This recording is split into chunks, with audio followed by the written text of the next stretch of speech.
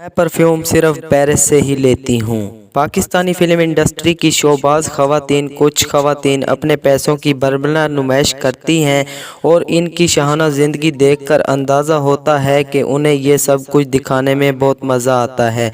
ये सब कुछ जानने से पहले अगर आप दोस्तों ने हमारे चैनल को सब्सक्राइब नहीं किया तो सब्सक्राइब कर लें, साथ ही बेल आइकॉन को प्रेस करना हरगिज़ न भूलें।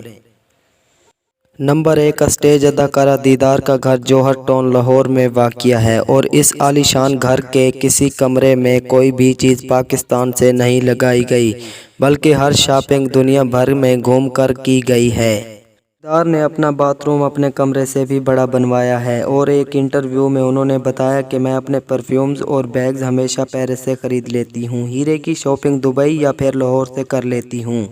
इंटरव्यू के दौरान उन्होंने अपने गले में पहने हुए डायमंड की कीमत 16 लाख, हाथों के कड़ों की कीमत 11 लाख, अंगूठियों की कीमत 1 से 1.5 लाख, जबकि घड़ी की कीमत 10 लाख बताई।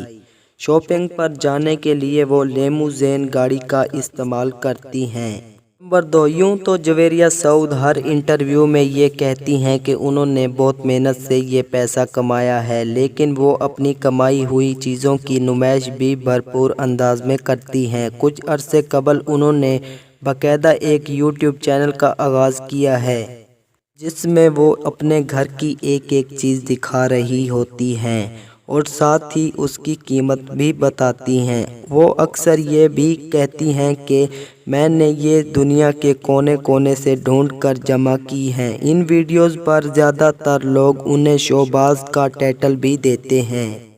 नंबर 3 अदाकारा रेशम ने अपने हसीन घर के बड़े से बेडरूम में गोल्ड और काले रंग का फर्नीचर डेकोरेट करवाया है और उनके बेडरूम में लगा एक कानवेस तकरीबन 10 लाख का है। जैसे वो बरमला अपने इंटरव्यू में बता चुकी हैं के पास हज़ारों की तादाद में कपड़े हैं। वो कहती हैं कि जो मैं पहनूं मुझ पर जच जाता है। अपने मेकअप और परफ्यूम्स की कलेक्शन के बारे में उनका भी यही मानना है कि अगर मैं गिनने बैठ गई तो ज़िंदगी गुजर जाएगी, लेकिन तादाद मुकम्मल नहीं हो पाएगी। उम्मीद है वीडियो आपको पसंद आई होगी। वीडियो पसंद आने की सूरत में वीडियो को लाइक करें, चैनल को सब्सक्राइब करें, साथ ही साथ घंटी के निशान को इम्प्रेस करना हरगिज़ ना भूलें। शुक्रिया।